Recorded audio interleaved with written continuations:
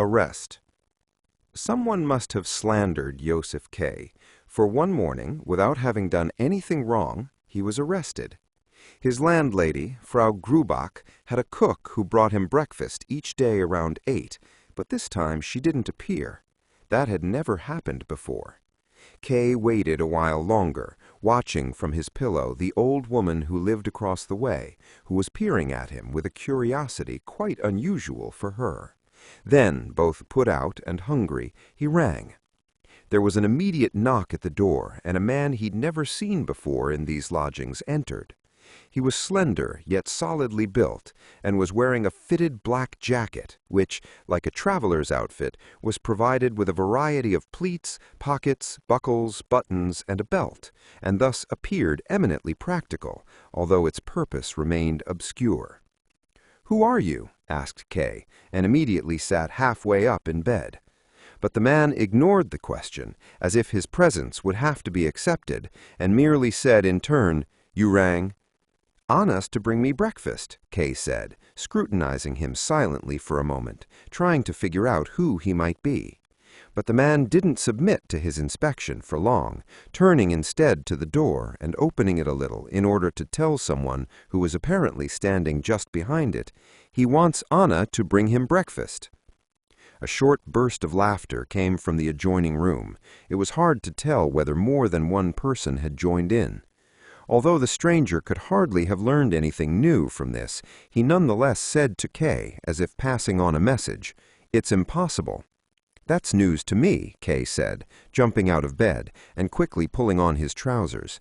"I'm going to find out who those people are next door, and how Frau Grubach can justify such a disturbance just opposite me," although he realized at once that he shouldn't have spoken aloud, and that by doing so he had, in a sense, acknowledged the stranger's right to oversee his actions. That didn't seem important at the moment. Still, the stranger took it that way, for he said, "Wouldn't you rather stay here?" "I have no wish to stay here, nor to be addressed by you until you've introduced yourself." "I meant well," the stranger said, and now opened the door of his own accord. In the adjoining room, which Kay entered more slowly than he had intended, everything looked at first glance almost exactly as it had on the previous evening. It was Frau Grubach's living room. Perhaps there was slightly more space than usual amid the clutter of furniture coverlets, china, and photographs, but it wasn't immediately obvious, especially since the major change was the presence of a man sitting by the open window with a book, from which he now looked up. "You should have stayed in your room. Didn't Franz tell you that?" "What is it you want, then?" Kay said, glancing from the new man to the one called Franz, who had stopped in the doorway, and then back again. Through the open window the old woman was visible again, having moved with truly senile curiosity to the window directly opposite, so she could keep an eye on everything. "I'd still like Frau Grubach," Kay said, and started to walk out, making a gesture as if he were tearing himself loose from the two men, who were, however, standing some distance from him. "No," said the man by the window, tossing his book down on a small table and standing up. "You can't leave. You're being held." "So it appears," Kay said. "But why?" "We weren't sent to tell you that. Go to your room and wait. Proceedings are underway, and you'll learn everything in due course. I'm exceeding my instructions by talking to you in such a friendly way, but I hope no one hears except Franz, and he's being friendly too, although it's against all regulations. If you're as fortunate from now on as you've been with the choice of your guards, you can rest easy." Kay wanted to sit down, but now he saw that there was nowhere to sit in the entire room, except for the chair by the window. "You'll come to realize how true that all is," said Franz, walking towards him with the other man. The latter in particular towered considerably over Kay, and patted him several times on the shoulder. Both of them examined Kay's nightshirt, saying that he would have to wear a much worse one now, but that they would look after this one as well as the rest of his underwear, and if his case turned out well, they'd return it to him. "You're better off giving the things to us than leaving them in the depository. There's a lot of pilfering there, and besides, they sell everything after a time, whether the proceedings in question have ended or not. And trials like this last so long, particularly these days. Of course, you'd get the proceeds from the depository in the end, but first of all, they don't amount to much, since sales aren't based on the size of the offer, but on the size of the bribe. And secondly, experience shows that they dwindle from year to year as they pass from hand to hand. Kay scarcely listened to this speech. He attached little value to whatever right he might still possess over the disposal of his things. It was much more important to him to gain some clarity about his situation, but he couldn't even think in the presence of these men. The belly of the second guard, they surely must be guards, kept bumping against him in a positively friendly way, but when he looked up, he saw a face completely at odds with that fat body, a dry, bony face with a large nose set askew, consulting above his head with the other guard. What sort of men were they? What were they talking about? What office did they represent? After all, Kay lived in a state governed by law. There was universal peace. All statutes were in force. Who dared assault him in his own lodgings? He'd always tended to take things lightly, to believe the worst only when it arrived, making no provision for the future even when things looked bad. But that didn't seem the right approach here. Of course, he could treat the whole thing as a joke, a crude joke his colleagues at the bank were playing on him for some unknown reason, perhaps because today was his 30th birthday. That was certainly possible. Perhaps all he had to do was laugh in the guards' faces, and they would laugh with him. Perhaps they were porters off the street corner. They looked a little like porters. Nevertheless, from the moment he'd first seen the guard named Franz, he had decided firmly that this time he wouldn't let even the slightest advantage he might have over these people slip through his fingers. Kay knew there was a slight risk someone might say later that he hadn't been able to take a joke, but he clearly recalled, although he generally didn't make it a practice to learn from experience, a few occasions, unimportant in themselves, when, unlike his friends, he had deliberately behaved quite recklessly, without the least regard for his future, and had suffered the consequences. That wasn't going to happen again, not this time at any rate. If this was a farce, he was going to play along. He was still free. "Excuse me," he said, and walked quickly between the guards into his room. "He seems to be reasonable," I heard them say behind him. In his room, he yanked open the drawers of his desk at once. Everything lay there in perfect order, but at first, in his agitation, he couldn't find the one thing he was looking for, his identification papers. Finally, he found his bicycle license and was about to take that to the guards, but then it seemed too insignificant a document, and he kept on looking until he found his birth certificate. When he returned to the adjoining room, the door opposite opened, and Frau Grubach started to enter. She was only visible for a moment, for no sooner had she noticed Kay than she seemed seized by embarrassment, apologized, and disappeared, closing the door carefully behind her. "Come on in," Kay barely had time to say. But now he remained standing in the middle of the room with his papers, still staring at the door, which did not reopen, until he was brought to himself by a call from the guards, who were sitting at the small table by the open window, and, as Kay now saw, eating his breakfast. "Why didn't she come in?" asked Kay. "She's not allowed to," said the tall guard. "After all, you're under arrest." "How can I be under arrest? And in this manner?" "Now there you go again," said the guard, dipping his buttered bread into the little honey pot. "We don't answer such questions." "You're going to have to answer them," said Kay. "Here are my papers. Now show me yours, starting with the arrest warrant." "Oh, heavens," said the guard. "You just can't accept your situation. You seem bent on annoying us unnecessarily, although we're probably the human beings closest to you now." "That's right, you better believe it," said Franz, not lifting the coffee cup in his hand to his mouth, but staring at Kay with a long and no doubt meaningful but incomprehensible look. Kay allowed himself to become involved in an involuntary staring match with Franz, but at last thumped his papers and said, "Here are my identification papers." "So what?" cried out the taller guard. "You're behaving worse than a child. What is it you want? Do you think you can bring your whole damn trial to a quick conclusion by discussing your identity and arrest warrant with your guards? We're lowly employees who can barely make our way through such documents, and whose only role in your affair is to stand guard over you 10 hours a day and get paid for it. That's all we are, but we're smart enough to realize that before ordering such an arrest, the upper authorities who employ us inform themselves in great detail about the person they are arresting and the grounds for the arrest. There's been no mistake. After all, our department, as far as I know, and I know only the lowest level, doesn't seek out guilt among the general population, but as the law states, is attracted by guilt and has to send us guards out. That's the law. What mistake could there be? I don't know that law, said Kay. All the worse for you, said the guard. It probably exists only in your heads, said Kay. He wanted to slip into his guard's thoughts somehow and turn them to his own advantage or accustom himself to them. But the guard merely said dismissively, "You'll feel it eventually." Franz broke in and said, "You see, Willem, he admits that he doesn't know the law, and yet he claims he's innocent." "You're right there, but he can't seem to understand anything," said the other. Kay said nothing more. Why should I let the idle talk of these lowly agents, they admit themselves that's what they are, confuse me even further, he thought. After all, they're discussing things they don't understand. Their confidence is based solely on ignorance.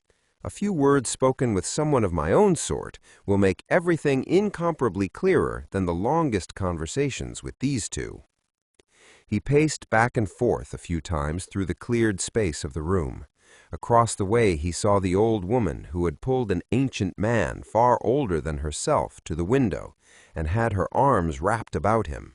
Kay had to bring this show to an end. "Take me to your supervisor," he said. "When he wishes it, not before," said the guard called Willem. "And now I advise you to go to your room, remain there quietly, and wait to find out what's to be done with you. We advise you not to waste your time in useless thought, but to pull yourself together. Great demands will be placed upon you. You haven't treated us as we deserve, given how accommodating we have been. You've forgotten that whatever else we may be, we are at least free men with respect to you, and that's no small advantage. Nevertheless, we're prepared, if you have any money, to bring you a small breakfast from the coffee house across the way." Kay stood quietly for a moment without responding to this offer. Perhaps if he were to open the door to the next room, or even the door to the hall, the two would not dare stop him. Perhaps the best solution would be to bring the whole matter to a head. But then they might indeed grab him, and once subdued, he would lose any degree of superiority he might still hold over them. Therefore, he preferred the safety of whatever solution would surely arise in the natural course of things, and returned to his room without a further word having passed on either side. He threw himself on his bed and took from the nightstand a nice apple that he had put out the previous evening to have with breakfast. Now it was his entire breakfast, and in any case, as he verified with the first large bite, a much better breakfast than he could have had from the filthy all-night cafe through the grace of his guards. He felt confident and at ease. He was missing work at the bank this morning, of course, but in light of the relatively high position he held there, that would be easily excused. Should he give the real excuse? He considered doing so. If they didn't believe him, which would be understandable given the circumstances, he could offer Frau Grubach as a witness, or even the two old people across the way, who were probably now on the march to the window opposite him. Kay was surprised, at least from the guard's perspective, that they had driven him into his room and left him alone there, where it would be 10 times easier to kill himself. At the same time, he asked himself from his own perspective what possible reason he could have for doing so. Because those two were sitting next door and had taken away his breakfast? Committing suicide would be so irrational that even if he had wished to, the irrationality of the act would have prevented him. Had the intellectual limitations of the guards not been so obvious, he might have assumed this same conviction led them to believe there was no danger in leaving him alone. Let them watch, if they like, as I went to the little wall cupboard in which I kept good schnapps and downed a small glass in place of breakfast, then a second one as well, to give myself courage, a mere precaution, in the unlikely event it might be needed. Then a shout from the adjoining room startled him so that he rattled his teeth on the glass. "The inspector wants you." It was the cry alone that startled him, a short, clipped military cry that he would never have expected from the guard Franz. The order itself he gladly welcomed.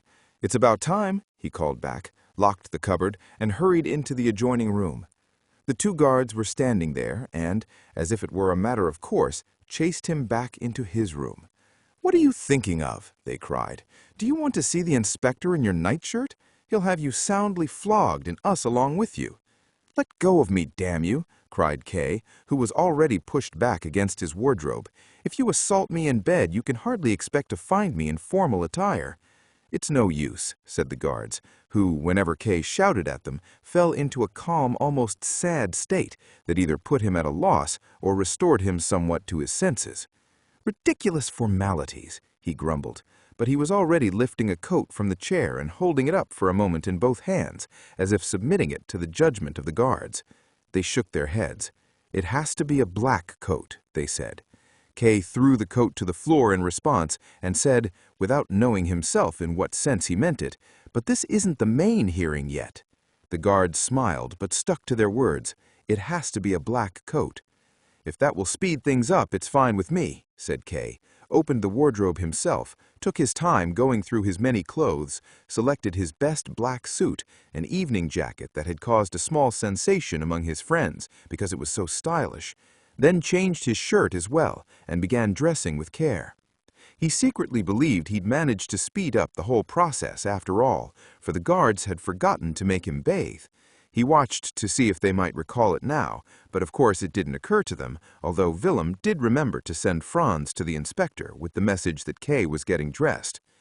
When he was fully dressed, he had to walk just ahead of Willem through the empty room next door into the following room, the double doors to which were already thrown open. As Kay well knew, this room had been newly occupied not long ago by a certain Fräulein Burstner, a typist who usually left for work quite early and came home late, and with whom Kay had exchanged no more than a few words of greeting. Now the nightstand by her bed had been shoved to the middle of the room as a desk for the hearing, and the inspector was sitting behind it. He had crossed his legs and placed one arm on the back of the chair. In a corner of the room, 3 young men stood looking at Fräulein Burstner's photographs, which were mounted on a mat on the wall. A white blouse hung on the latch of the open window. Across the way, the old couple were again at the opposite window, but their party had increased in number, for towering behind them stood a man with his shirt open at the chest, pinching and twisting his reddish goatee. "Josef K?" asked the inspector, perhaps simply to attract Kay's wandering gaze back to himself. Kay nodded. "You're no doubt greatly surprised by this morning's events?" asked the inspector, arranging with both hands the few objects lying on the nightstand, a candle with matches, a book, and a pincushion, as if they were tools he required for the hearing. "Of course I am," said Kay, overcome by a feeling of relief at finally standing before a reasonable man with whom he could discuss his situation. "Of course I'm surprised, but by no means greatly surprised." "Not greatly surprised?" asked the inspector, placing the candle in the middle of the table and grouping the other objects around it. "Perhaps you misunderstand me," Kay hastened to add. "I mean—" Here Kay interrupted himself and looked around for a chair. "I can sit down, can't I?" he asked. "It's not customary." "I mean," Kay continued without further pause, I'm of course greatly surprised, but when you've been in this world for 30 years and had to make your way on your own, as has been my lot, you get hardened to surprises and don't take them too seriously, particularly not today's." Why particularly not today's? I'm not saying I think the whole thing's a joke. The preparations involved seem far too extensive for that.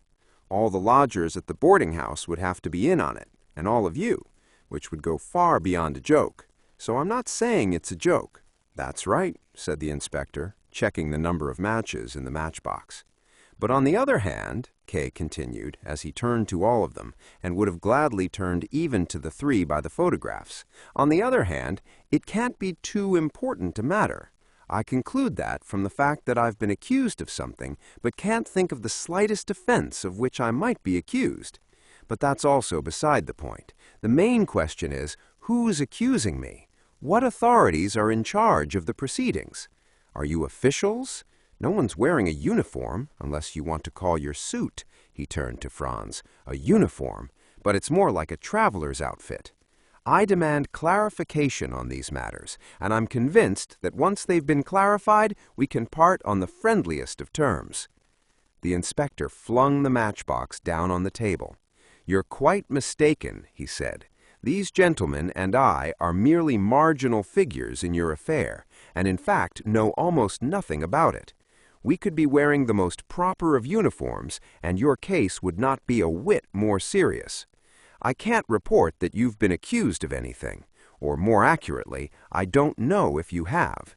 You've been arrested, that's true, but that's all I know. Perhaps the guards have talked about other things. If so, it was just that, idle talk. If, as a result, I can't answer your questions either, I can at least give you some advice. Think less about us and what's going to happen to you, and instead think more about yourself. And don't make such a fuss about how innocent you feel. It disturbs the otherwise not unfavorable impression you make. And you should talk less in general. Almost everything you said up to now could have been inferred from your behavior, even if you'd said only a few words, and it wasn't terribly favorable to you in any case." Kay stared at the inspector. Was he to be lectured like a schoolboy by what might well be a younger man, to be reprimanded for his openness, and to learn nothing about why he had been arrested and on whose orders? He grew increasingly agitated, paced up and down, freely and without hindrance, pushed his cuffs back, felt his chest, brushed his hair into place, went past the three men, muttering, "It's completely senseless," at which they turned and looked at him in a friendly but serious way, and finally came to a stop before the inspector's table. "Hasterer, the public prosecutor, is a good friend of mine. Can I telephone him?" "Certainly, but I don't see what sense it makes, unless you have some private matter to discuss." "What sense?" Kay cried out, more startled than annoyed. "Who do you think you are? You ask what sense it makes while you stage the most senseless performance imaginable? Wouldn't it break a heart of stone? First, these gentlemen assault me, and now they sit around or stand about and put me through my paces before you. What sense is there in telephoning a lawyer when I've supposedly been arrested? Fine, I won't telephone." "But do," said the inspector, and waved toward the hall where the telephone was. "Please do telephone." "No, I no longer wish to," Kay said, and went to the window. Across the way, the group was still at the window, their peaceful observation now slightly disturbed as Kay stepped to the window. The old couple started to rise, but the man behind them calmed them down. "There's more of the audience over there," Kay cried out to the inspector and pointed outside. "Get away from there!" he yelled at them. The three immediately retreated a few steps, the old couple even withdrawing behind the man, who shielded them with his broad body, and judging by the movement of his lips, apparently said something that couldn't be understood at that distance. They didn't disappear, however, entirely, but instead seemed to wait for the moment when they could approach the window again unnoticed. "Obnoxious, thoughtless people," Kay said, turning back to the room. The inspector may have agreed with him, as he thought to notice with a side glance. But it was equally possible he hadn't been listening at all, for he had pressed his hand firmly down on the table and seemed to be comparing the length of his fingers. The two guards were sitting on a chest, draped with an embroidered coverlet, rubbing their knees. The three young men had placed their hands on their hips and were gazing around aimlessly.